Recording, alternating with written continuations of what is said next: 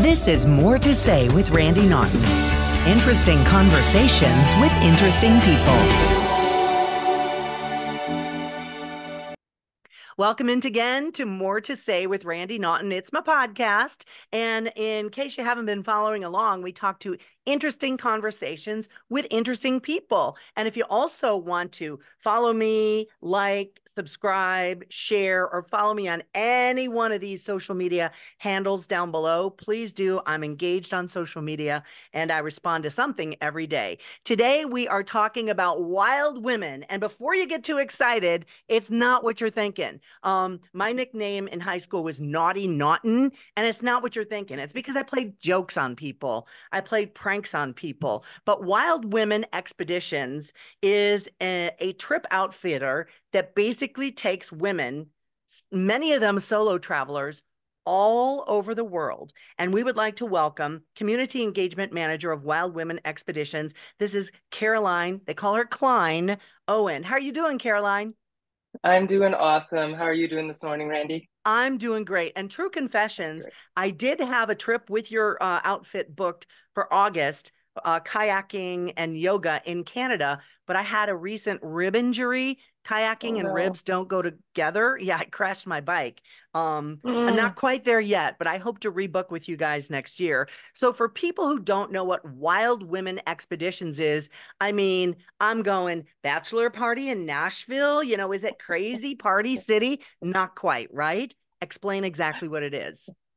Yeah, thanks for that. It's we offer trips for women around the world and we've been doing it for over 30 years and they're outdoor adventure type trips, so they always include some kind of hiking, walking, cycling, kayaking, as you know, maybe yoga. Those things that aren't so easy to do when you're injured. So you made a really good Right. choice there to put your trip off. Yeah, so we're really outfitting company, but we're really more than that. We're more about community and keeping our women engaged, which is a large part of my job on the trips, but also in between trips. We have a Facebook group. We have newsletters that go out. We do events. Sometimes they're linked to a charity. Sometimes they're online just for women to connect with one another. So it's really about empowering women, getting women to work with each other and have amazing adventures together. So are most of your clients solo travelers? Are these women who go on these trips by themselves? Yeah, most of the women come on their own. Some come with a friend or a sister. And I think you said you were going, Yeah. you had been planning to do your trip with your sister. So we certainly get people coming with family members, sometimes moms and daughters, sometimes groups of friends, but the vast majority of the women come on their own. And most of them, or many of them at least, leave with friends, often lifelong friends, friends that they return and do other trips with. So it really is a community. It's more than just going on a trip, but really a community. Well, for some women who may be sitting back and going, whoa, I've never gone on a trip by myself, that's kind of a scary prospect for some people who might be, the kids are grown or they're out of the house or they might be a widow or divorced or on their own. Yeah. So that's kind of a scary prospect for people who might be contemplating doing something like this. How do you kind of convince them that it's going to be okay? We got you.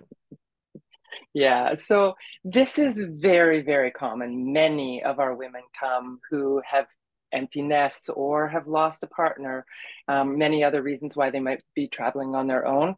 And our trips really speak for themselves. We don't do a lot of convincing. Women really just need to get themselves to the start of the trip, and that can be daunting and scary. But once they're there, everything is taken care of, and they have this built-in community of support and friendship.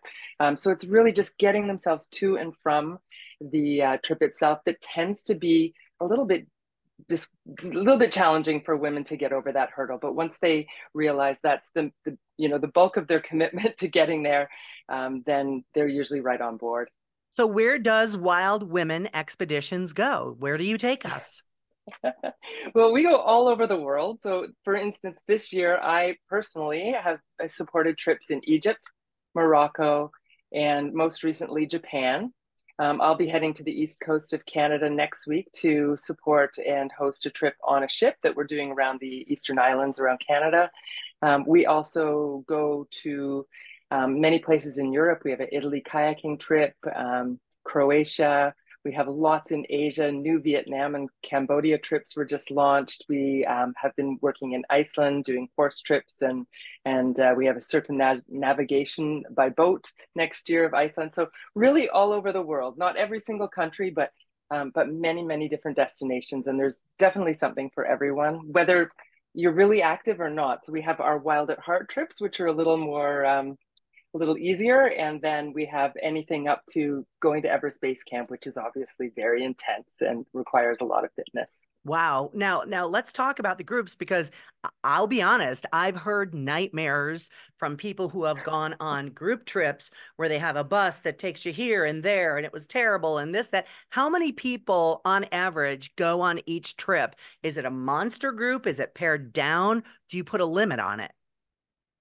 Yeah, each trip is going to have a different limit, and that will often depend on the accommodations and whatnot. Usually, the groups are sort of 8 to 12 is about the average size of a group. Sometimes it can be larger, and sometimes it can be smaller. And I hear you about the nightmare on trips, and it doesn't really happen very often, I would say, on our trips. And part of that is that we really set the expectations in advance. On our website, people can read about the Wild Women Way, where we talk about the fact that you're not joining a group, you are the group, you are creating the atmosphere, right? And that we stay flexible, we embody the what we call the expedition spirit. So things change and we have to be flexible. We have to kind of go with the flow. So we really set those expectations out in advance so that we can hopefully get the kind of women that want to be in that kind of environment. Obviously it doesn't always work out that way, but for the most part, the reviews on the groups and the trips themselves are always excellent. And women come back with great stories of friendship and care and concern and support. And if you do want to check out some of the reviews, you can go to wildwomenexpeditions.com, or as Caroline mentioned, they are on Facebook and people talk about their experiences. And if you're going on one of these trips, there are a lot of questions. Oh my gosh, do I need a passport? What about customs? How am I going to be fed? Am I allowed to bring my medicine with me? What kind of shoes do I wear? You guys cover it all. Yeah, absolutely. We have a very extensive website. We just relaunched, we launched a new website recently, and there's so much information on there about trip details, just from where you need to meet, when to go, what hotel you might stay at before or after the trip. And if it's not on there, we really welcome women to call because we can't anticipate every single question, right? We Right. love to talk to women. We love to talk about the trips. Many of our staff have been on the trips. So there's generally someone who can give you firsthand knowledge when you call or email. But we really love to talk about the trips. So we're always happy when women do call with questions. And then we try to update the information so that it's there for the next person who might have that I question as was well. reading some of the reviews online, and there was one woman in particular who talked about how she's a widow and she wouldn't go out of the house for the longest time. And she decided, okay, I'm going to go outside of my comfort zone. I'm going to do this. I'm going to go on one of these trips. And her reviews afterwards were glowing. And she said, this is Mm, exactly the move I needed to make to get me out of my mm, shell after the passing of my husband. And I feel alive. I feel like I have a life ahead of me. Is there any particular, and I don't need you to name names or anything, is there a particular review that struck you personally that you will never mm, forget about something somebody said about their experience? mm. I can't say that I can put my finger on a particular review, but I might know that the person that you're talking about, that you read the review, there's blogs about women who have been in that situation. And I will say just recently in Japan, I was with a woman who was widowed 5 years ago. And we talked a lot about what that meant for her and how important it was for her to keep engaging and going on trips and meeting people and doing new things. But in Antarctica, it was a year and a half ago or so when I was down there, we had a woman who had been very recently widowed, literally 2 weeks before the Hmm. trip. And she decided to come anyway. And some of the experiences that she had and that she reported later were so endearing and heartfelt. And we ended up writing a story about her. Her name's Vicky, and you can read about her on our blog. Ah, A remarkable woman, a school teacher, and she wrote a little private note to each member of our group at the end, thanking them for the support during the trip. And we've been following her on Facebook, and she's doing great. So we love to have people come and work through their healing with a group of women, which is really, really important and nourishing. Do you And I find that, also, I'm sorry, go ahead, yeah, go ahead. Caroline. I was going to say, I also really appreciate that you talked about moving out of your comfort zone because that's a big theme on our trips, Yeah. right? Whether it's coming alone, whether it's eating unfamiliar food that you haven't eaten before, like in Japan, the food is wonderful, but can be a little bit strange if you're not used to it. You know, to walking on the side of a cliff. There are many reasons why women might be out of their comfort zone on trips, and we aim for that to be the case, right? A little bit out of your comfort zone is where growth, where magic happens. And if we're always just comfortable and just want to stay in our bubble, we may as well just stay on the couch and watch shows about traveling to amazing places. No, I'd rather do it myself. But what is the average age of the person that goes on a Wild Women expedition? Well, you might be surprised that it's a little older than you think. I think the average age is around mid 50s to 60. So we're looking at a slightly older population, and that's often because that's when they have the money and the time to travel. That said, we have women who, you know, as young as 18 or 15 even on our trips. Often the younger ones come with their moms, but not always. And I've personally had women over 80 on my trips, and we're not talking the really mild trips. We're talking really active trips like the Love it. Nahanni River, which is a massive river up north. We had a woman who was in her 80s on that trip, and then riding horses across Iceland. We had another woman in her 80s. So, and I'm sure there have been others. That's just my personal experience. So the whole range, but it comes out somewhere in 50s to late 50s, mid to late 50s is about the average. It sounds like it's almost a therapy session, but you get a trip and you make friends along the way. Well, yes and no. I mean, we're there for one another, but of course, no one on staff is a trained therapist and none of the guides are. But it's just like when you go to your hairdresser, right? Your hairdresser may Right. not be a trained therapist, but they hear all about what's going on in your life. And so absolutely there's healing involved and support involved in the trips. Not always, but generally, often. And I would be remiss if I did not mention that Wild Women Expeditions was recently named within the past month or so the number one best adventure tour operator by USA Today. There were That's 10 of right. them there, and you guys landed Yeah. at number one. That is incredible and something to be so proud of. Why do you think you stood out and made it to number one over all those other nine outfitters? Thanks so much. We're so proud of that. And it's the third time we've actually won that contest in the last 4 years. So we're very proud of that. And honestly, the only reason that we're there, first of all, we have great trips. That's a given, right? But the reason that we're there is our community support, because the way that you win that contest is by votes from the community. And so we were engaged with the community, asking for votes, thanking people for votes each day. And in the end, that's what got us to the top of the leaderboard. And we were competing against companies with much larger audiences than we have, but we have an incredibly engaged, supportive, wonderful community. And that is the sole reason That's that we awesome. were at, that we reached number one 3 times. Yeah. And you know, Thank somebody you. watching or listening to this might say, "Come on, what about the guys? Why only women?" Yeah, for sure. Legitimate There question. absolutely. There are many places in the wilderness that men have had domain over for a long time, and we provide spaces that are safe for women, that feel safer for women, um, to connect with one another. And it's a totally different atmosphere on an all women trip than on a mixed trip. And I've been a guide on both sides. I've guided co-ed trips for past companies, and I've guided all women trips. And I can say that the level of cooperation and support on all women trips is generally much higher. And the conversations that we can have, right? Yeah. We could talk about all of those things that we wouldn't necessarily talk about when there are men present. And so we get deeper. So within the first few days, often on trips, we're talking about really personal things, or maybe things that, you know, we just wouldn't talk about in mixed company. So there's Boys this wouldn't sense like it. of Nah. bonding. The Exactly. boys wouldn't And, like you it. know, they have their own conversations as well. So, That's true. That's true. yeah. What is, and I know you said you've been doing this a long time and you've been literally around the world.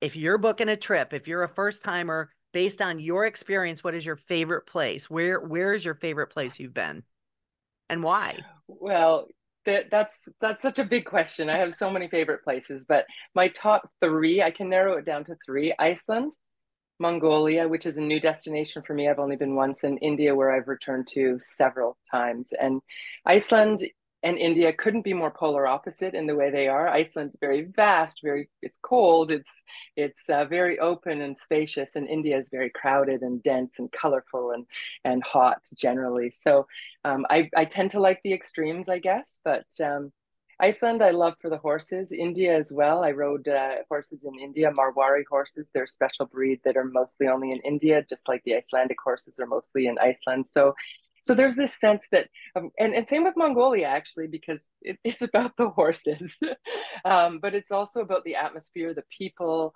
the welcome that we receive in those countries is phenomenal. I may have to add Japan to my new favorites because I just returned from there. So Fabulous. it's very fresh and such an amazing place to visit. Man, I'm envious. Your job is literally a vacation. That's crazy. You mentioned a little bit earlier about the ship-based trips that you Yeah. guys are now engaging in. Tell us about Mhm. that. You said there's one going around the Canadian islands. Yeah. Is that Yeah. new? So no, this trip we did for the first time 2 years ago, and I was on that trip as well. And so we leave from St. John's, Newfoundland, and we go to several islands off the coast of the east coast of Canada. And even, I know you're not Canadian, but even Canadians have Let often me not stop heard you of the there, places we Caroline. Let me go. stop you there. My Oh, mother was Canadian, and I oh, am okay. part Canadian. Yes, Okay, well, welcome to the Canadian Club. So maybe you will have heard of some of these islands off the of east coast of course. Canada, like the Magdalen Islands, and of course Cape Breton Island is a little more famous. There's also a French island. It's a colony of French. Literally, you need to hand in your passport to go onto the island just off the coast of Canada called Saint Pierre. So we visit there as well.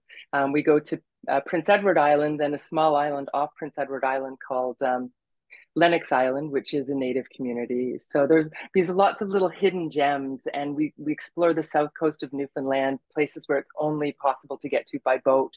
But the feature of that trip really is Sable Island, which is a small, it's about 40 kilometers long and about a kilometer wide. Island called Sable Island, and many Canadians and Americans and others in the world have not heard of this island because it's not inhabited by any people.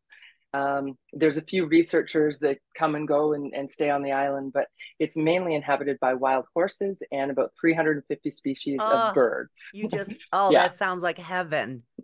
right. So with my love of horses, we have 3 days on the island, and just to spend time tracking the horses, photographing them, just being in their presence, observing what horses act like when there's absolutely no human intervention. The horses aren't vaccinated, their feet aren't trimmed. If there's a vet issue that we would normally call a vet for, they're just left to be in nature. So Hmm. so it's remarkably fascinating to watch these horses and to have days to just be on this desert island basically That sounds to amazing. observe. Mm-hmm. That sounds amazing. True confessions, I am a bird nerd, and my sister, who I was going to go on the trip with, she is an actual Mm. hardcore birder. So I've kind of learned a lot from her. And I also own a mini horse. So, and my daughter owns a horse. Ah, So I'm an equestrian kind of too. I don't ride. I just care for my little guy. One oh, thing that I was reading about, and it's near and dear to my heart. Wild Women is also associated with the Jane Goodall Institute. She is one of mm, my heroes in life. It mm. was one of my bucket list items to see her, and I skipped out on my girlfriend's daughter's shower to drive from St. Louis to Chicago in one day just so I could see her. How are you Amazing. associated with the Jane Goodall Institute, what she does, and other groups as well, whether they be Mhm, environmental or women's groups? I understand you're associated with Ally as well. mhm. Yeah, exactly. So we've been big fans of Jane Goodall for many Yeah. years as well, just like you. And we were able to send some staff and some of our guests to one of her events in Toronto recently. She also had a fundraiser um, that we participated in a silent auction, and we were able to give away a safari to Tanzania for that silent auction. So proud supporters. The owner of our company, Jennifer Haddow, has personally met Jane Goodall and has had interactions with her. So we're just so happy to support her causes and to see her still going strong. Yeah, pretty Yeah, amazing. she's amazing, amazing woman. And Ally is a charity that supports victims of human trafficking. And of course, being in the travel industry, we want to make sure that all travelers and all people are safe. And for instance, I was recently in the San Francisco airport, and in every female bathroom stall, there's a notice saying, you know, if you don't feel safe, here's who to contact. If you're not, you know, traveling under your own, you know, your own abilities, then please let us know. So it is a big issue. And having an awareness of what to look out for is a big thing, right? So we can, as travelers, we can keep our eyes open. And if we see something suspicious, we can certainly report that to the authorities. But the other thing that we do is we support a charity event that they run called Walk for Free or Move for Freedom, sorry.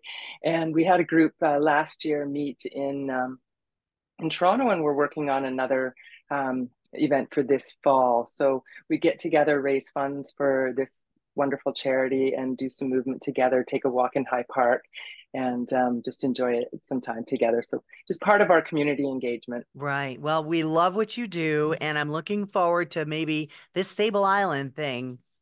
This sounds very intriguing to me. I'm thinking maybe Yeah, I it's might right want to up look your into alley. that. Absolutely. And for anybody else who might, you know, want to step out of that comfort zone, Caroline, where do they go for more information? Mm-hmm.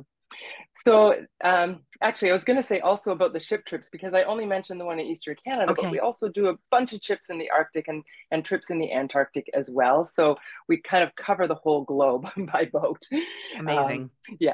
Yeah. So where they can reach us to get information about the trips is www.wildwomenexpeditions.com.